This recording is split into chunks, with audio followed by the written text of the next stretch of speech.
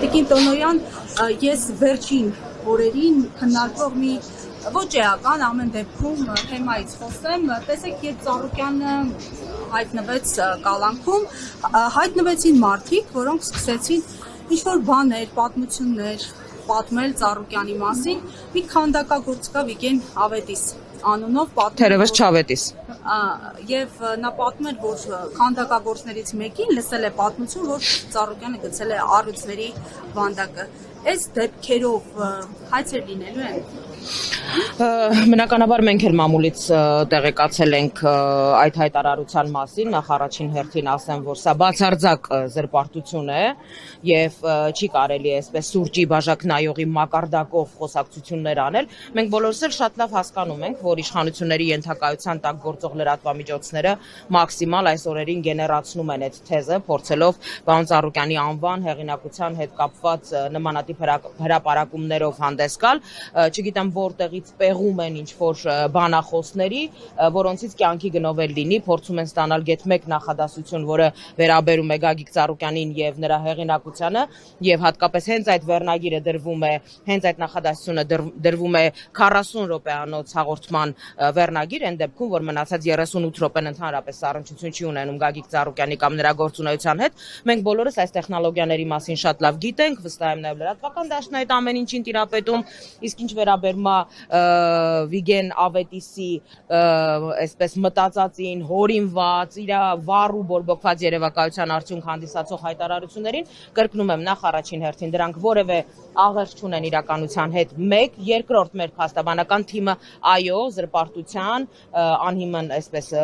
զրպարտության մեղադրանքով հայցով դիմելու է դատարան, մենք նրան պատասխանատվության ենք ենթարկելու այդ հայտարարությունների համար, իսկ ինչպես գիտեք, նույն Վիգեն Ավետիսը ընդամենը 3 տարի առաջ, այսպես մեծ ջերմեռանդությամբ Գագիկ Ծառուկյանի հանդեպ ունեցած մեծ ակնածանքով մասնակցում էր Հիսուս Քրիստոսի արձանի մրցույթին, ներկայացրել են նախագիծ, տեսակապով, ես չեմ կարող ասել, թե ինչից է գոհ կամ դժգոհ մնացել, բայց եթե օրինակի համար ինքը խոսում է ինչ-որ հորինված քանդակագործի մասին, վստահաբար նախ սկսենք նրանից, որ բնականաբար նման նախադեպ չի եղել, եւ դա ընդամենը նրա այսպես եմ ասում, վառ եւ բորբոքված երևակայության արդյունք է, ոչ ավելին։ Ներեցեք, բայց նման հիվանդագին երևակայություն ունեցող մարդկանց եթեր տրամադրել, խոսքի իրավունք տրամադրել, սա եւս խոսում է կոնկրետ իշխանությունների մեջ եղած ոչ առողջ տրամաբանության եւ մթնոլորտի մասին։ Տոնոյան երենք առինջ մոլում ստուգումներ էին, ինչ իրավիճակ է, արդյոք կապարակնքվել է, թե որոշ առևտրի կոնկրետ կետեր է։ Նախորդին քննչական գործողություններ են կատարվել Առինջ մոլ առևտրի կենտրոնում, կապարակնքվել են 10-ից 15 տաղավարներ,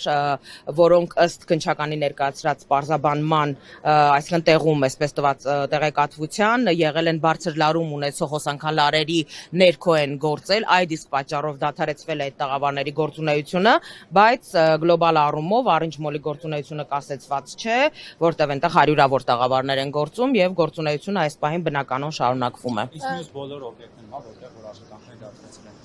բացի այդ իրավական տեսանկյունից ինչ քայլերի է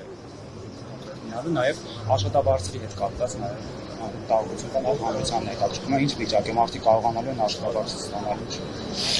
Տեսեք, ես մուլտիգրուպ կոնցեռնի անունից բնականաբար կոմպետենտ չեմ պատասխանելու, բայց այստեղ տրամաբանական հարց կա, որ եթե ամսի 7-ից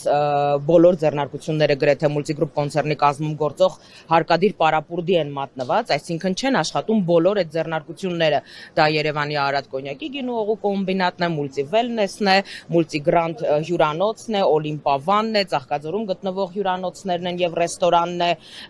գրեթե բոլոր օբյեկտները կապարակնքված են եւ աշխատակիցները հարկադիր պարապուրդի են մատնված, այդ մասով կոմպետենտ չեմ պատասխանելու, քանի որ չի գործում, իսկ ընթացի գործողությունների մասին Նոյ կոնյակի գործարանում արդեն 4 օր է գույքագրում է իրականացվում եւ դեռևս ճակատագիրը հայտնի չէ գործարանի, թե ինչ է լինելու գույքագրման ավարտից հետո։ Արարացամետը աշխատում է, ես հիշում եմ, որ երբ որ կապարակնքել են, տնօրենն ասում էր վառարաններն են գուցե փչացել, ինչ որ խնդիր գույքային վնաս եղավ, կենտրոնի փչացել են ինչ-որ սարքավորումներ։ Տեսեք, մենք հենց նույն օրն ենք բարձրաձայնել անվտանգային խնդիրների մասին, որովհետև այո, այնտեղ լուրջ խնդիրներ կարող էին պայթյունավտանգության աստիճանի լուրջ խնդիրներ կարող էին առաջանալ, անկեղծորեն առիթ չի եղել տնօրենի հետ այդ մասին խոսելու, բայց ըստ այդ փուլում իմ ձեռքի տակ եղած տեղեկատվության այդ գործընթացը չէր կարող պարզապես վնաս չհասցնել եւ խոսքը միլիոնավոր դոլարների վնասի մասին է, որովհետեւ այդ նյութը մնացել է վառարանների մեջ եւ դա քարանում է եւ հետո գործնականում ինձ հավատացրել են մասնագետները, որ այդ վառարանները գործարկել, կոնկրետ այն վառարանները, որտեղ որ մնացել է այդ գույքը, հնարավոր չի լինելու։ Անկեղծորեն դրանից հետո առիթ չի եղել խոսելու պատասխանատուների հետ։ Կրկին առածեմենտի հետ կապված այսքան բիզնեսներից է, ինչու է առածեմենտը գործարկվեց, վերագործարկվեց, հասկացել եք իշխանությունը, որ երկրի այսպես շինարարական բումը կանգնելու է, չէ լինելու քաղաքական պատճառով։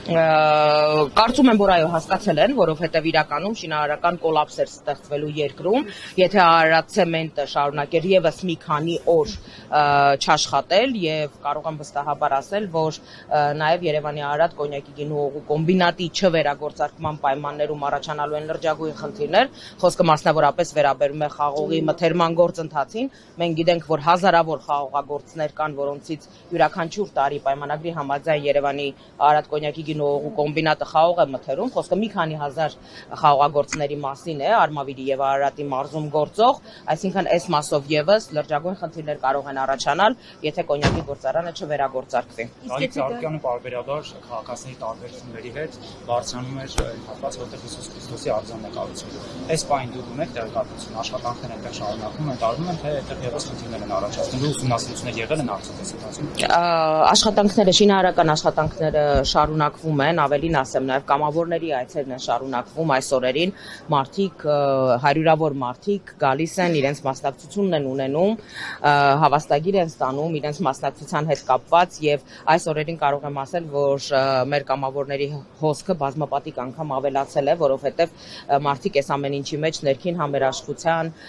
ազգային համերաշխության այսպես խորհուրդ են տեսնում այս գործընթացի մեջ։ Շինարարությունը ճիշտ է այս պահին շարունակվում է, սակայն առաջիկայում օբյեկտիվ խնդիրներ կարող են առաջանալ Հիսուս Քրիստոսի արձանի կառուցման մասով, որովհետեւ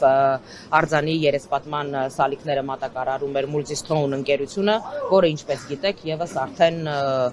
10 օրից ավել կապարակնքված է եւ չի գործում։ Տիկին Տոնոյան, մենք հարցադրում ճշգրտում քաղաքական ֆիլմ Ծառուկյանը ինչպես են պատկերացնում այս իրավիճակի հանգուցալուծումը, հաշվի առնելով, որ Փաշինյանը վերջին ճեպազանիցներից մեկում էլ նշեց, որ անզիջում է այս հարցը լինելու եւ ավելին չժխտեց իր հրահանգների մասին։ Գագիկ Ծառուկյանի քաղաքական թիմը, Բարգավաճ Հայաստան կուսակցությունը, նաեւ պարոն Ծառուկյանից ստացած հստակ այսպես հանձնարարություն, ցուցում, առաջադրանքի համաձայն շարունակում է իր բնականon գործունեությունը, թիմը կուր է, թիմը ամուր է, բնականաբար առաջին ժամերին, առաջին վայրկյաններին, ինչպես եւ կարծում եմ շատ մարդկային եւ տրամաբանական է, այո, որոշակի առումով թիմը նաեւ պարալիզացվել էր, որովհետեւ երբ որ մի քանի ժամում ընդամենը այսպես բացարձակ հիմնազուրկ մեղադրանքով կալանավորվում է կուսակցության նախագահը, կալանավորվում է թիմի առաջնորդը,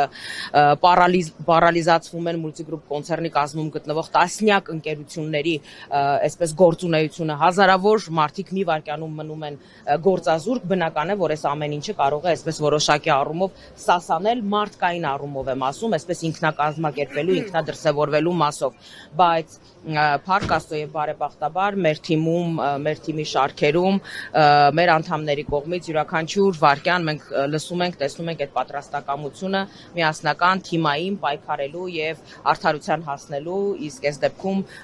հանգուցալուծումը Գագիկ Ծառուկյանի ազատության մեջ գտնվելն է եւ ես մեծ հույս ունեմ, որ առաջիկայում այս հարցը կկարգավորվի, պարոն Ծառուկյանը կլինի ազատության մեջ, որովհետեւ որևէ իրավական հիմք չկա Գագիկ Ծառուկյանին անազատության մեջ պահելու, բացարձակ այսպես հիմնազուրկ եւ դատարկ քրեական գործ է այն ինչ որ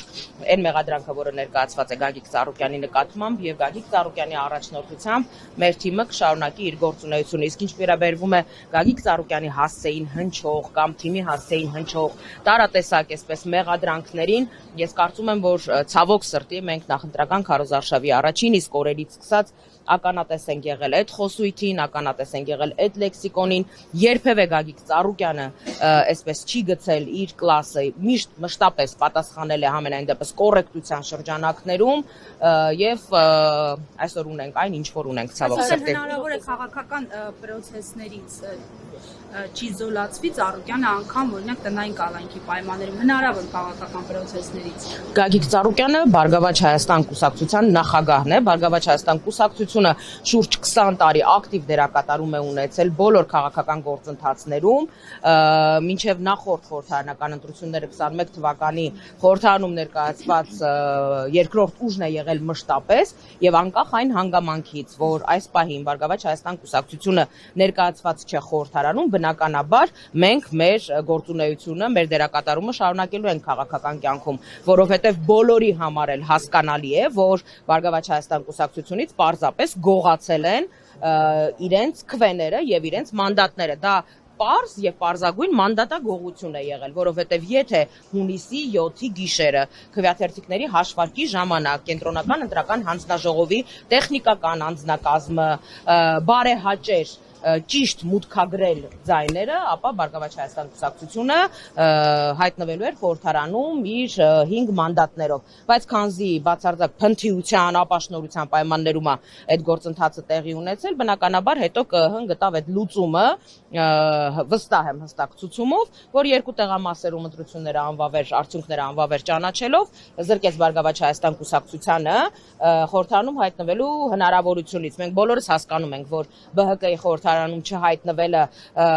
միանգամայն փոխում է խորհրդարանի պատկերը եւ այս պատկերը շարունակվելու է առաջիկա տարիների ընթացքում, բայց դա չի նշանակում, որ խորհրդարանում չլինելը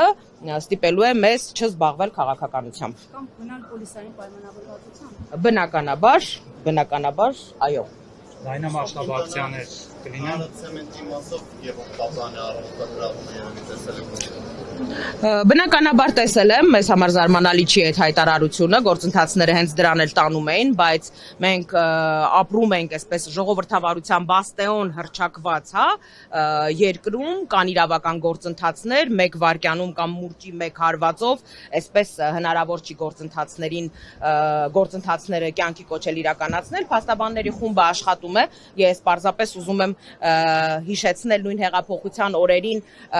Նիկոլ Փաշինյանի այն հայտարարությունները, երբ որ տարբեր ձեռնարկությունների աշխատակիցների ինքը կոչ էր անում ակտիվորեն մասնակցել ցույցերին, միտինգներին, հեղափոխությանը եւ այլն, եւ հիմա առավել քան տարօրինակ է իշխանությունների ворթեգրած այս քաղաքականությունը, երբ հնարավոր եւ անհնարին բոլոր առիթներով կոնկրետ սպառնում են մուլտիգրուպ կոնցեռնի կազմում գործող ընկերությունների աշխատակիցներին բարձրաձայնել իրենց բողոքի ձայնը, իրենց աշխատանքը պահպանելու կամ տիրող անարդարությունների կամ տեղի ունեցող անարդար գործընթացների հետ կապված։ Կարծում եմ, այստեղ արդեն պատկերը առավել քան ակնհայտ է, որ ժողովրդավարությունը ընդհանրապես միֆ է գործող իշխանությունների համար։ Հիմա դա որպես ապօրինի գույք է։ Գործընթացը ընթացքի մեջ է, կարծում եմ փաստաբանները ավելի լավ իրավական մանրամասները ձեզ կասեն, այդ մասով չեմ տիրապետում ցավոք։ Միջոց է կիրառվել դատարանը վճիռ է կայացրել։ Վճիռ այսքան շուտ եղավ։ Ամենայն դեպս մեր փաստաբանները որևէ վճիռ չեն ստացել, դա դեռևս նախորդային տեղեկատվության համաձայն, այնպես որ կարծում եմ, որ իշխանության այսպես մտքի գիգանտները ավելի լավ կարող են այս հարցին արձագանքել։ Ես եմ